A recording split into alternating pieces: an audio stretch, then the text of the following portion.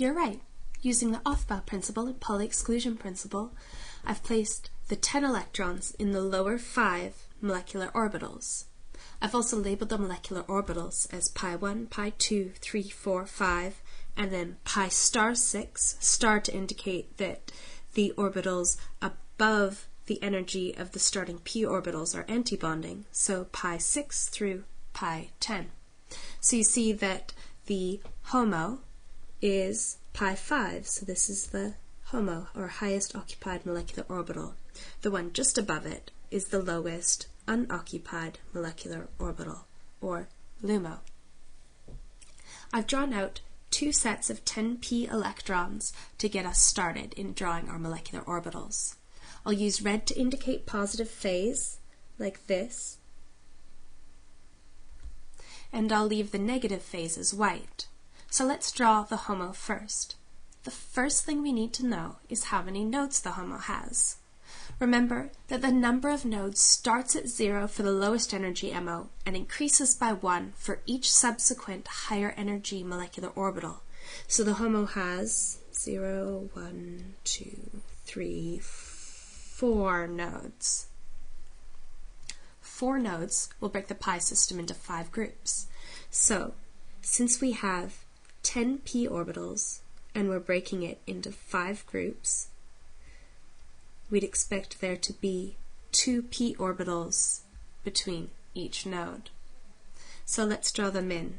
So we have 1, 2 p orbitals and then a node, 3, 4, and then a node, 5, 6, and then a node, 7, 8, and then a node, and then 9, 10, for a total of 4 nodes.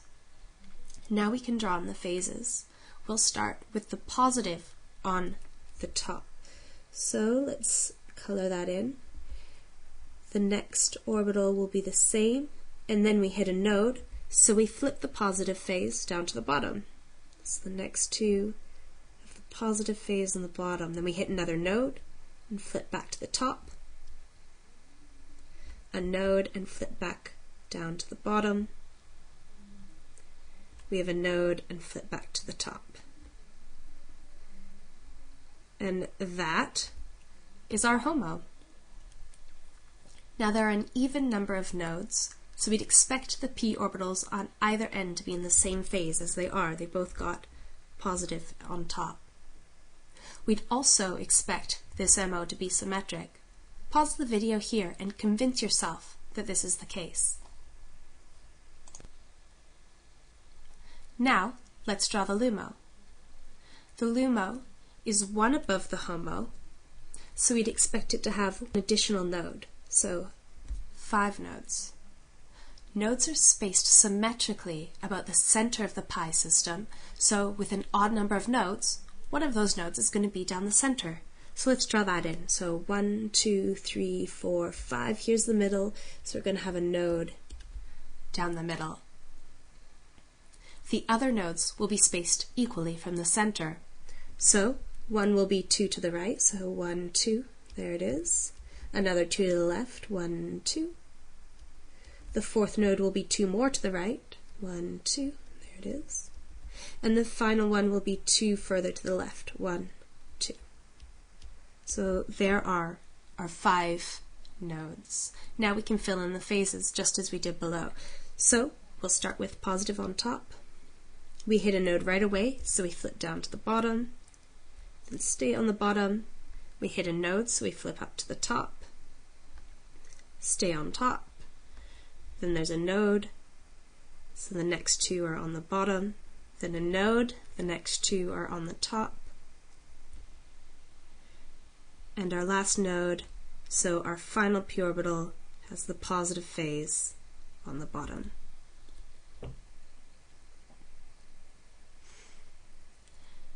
We can see that, as expected for an odd number of nodes, the p orbitals on either end have opposite phases, and the orbital itself is antisymmetric. So there you have your molecular orbitals for your HOMO and LUMO. Remember that a molecule will absorb light, when the energy of the light is exactly equal to the energy difference between its orbitals. So, if we shine light on retinol that has the exact energy as the energy difference between the HOMO and the LUMO, so we take light with energy E and shine it on retinol, then we could promote an electron from the HOMO to the LUMO. If we knew the energy difference between these two molecular orbitals, then we can know the wavelength of light that retinol absorbs. We can think of both of these molecular orbitals that we've drawn over here like a particle in a box system, where the length of the conjugated system is the length of our box, and an electron is our particle. So if we draw a box around the HOMO and the LUMO,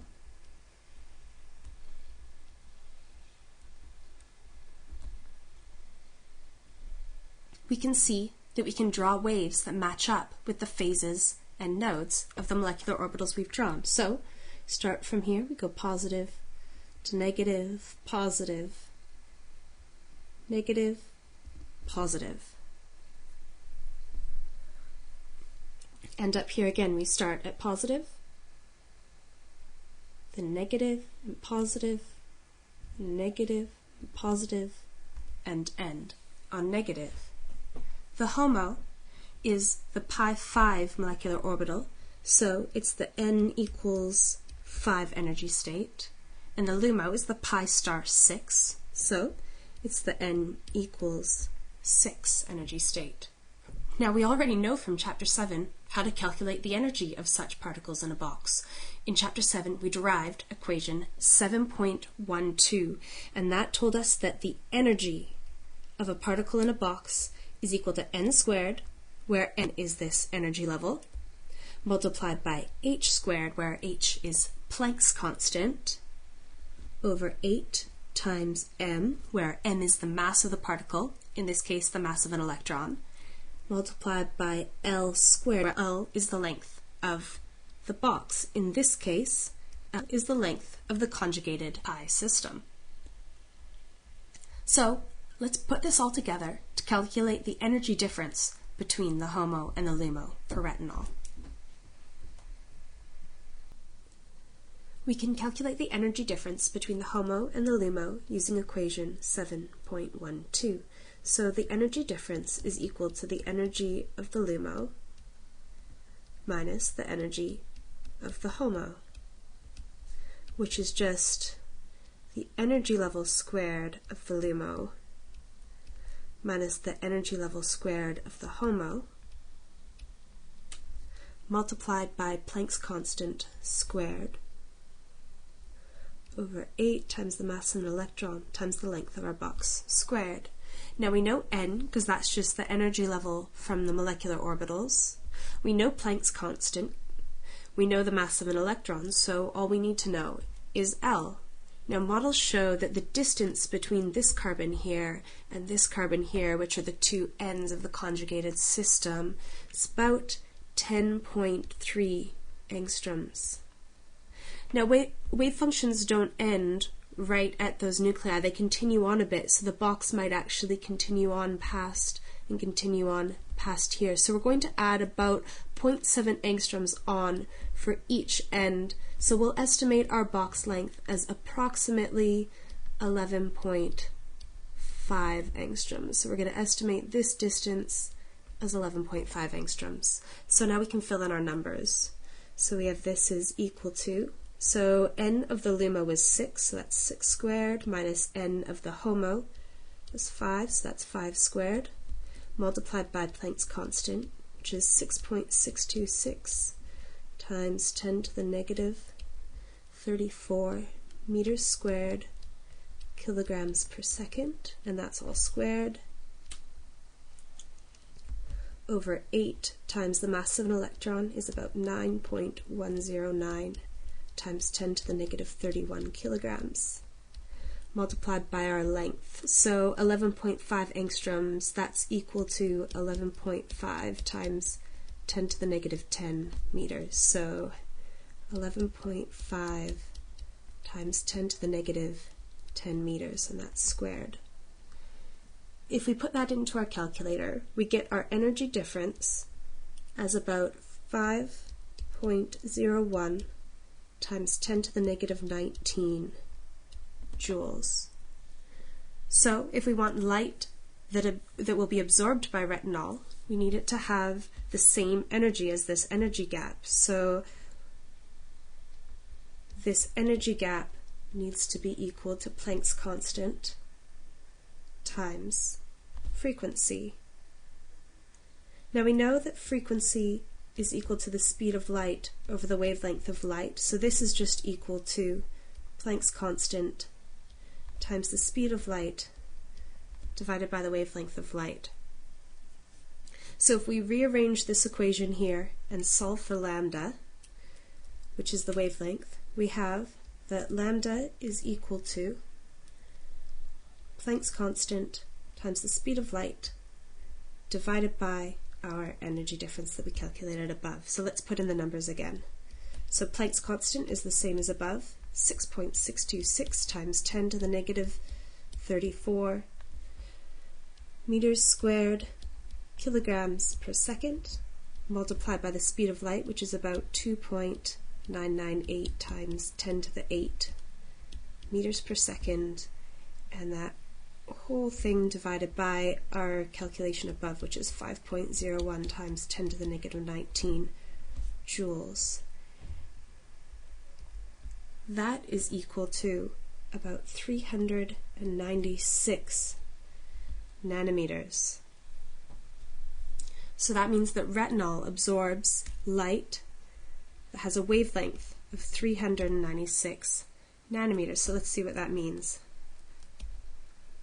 So if we look at the visible spectrum of light, we see that light of 396, or about 400 nanometers, absorbs here in the violet region.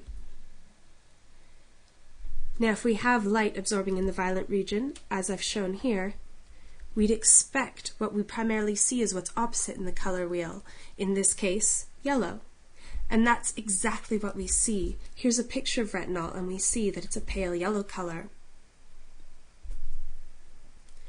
Our simple particle-in-a-box approximation introduces a number of estimations and assumptions. For example, we're actually dealing with a three-dimensional system, not a one-dimensional system, and we're ignoring electron-electron repulsion.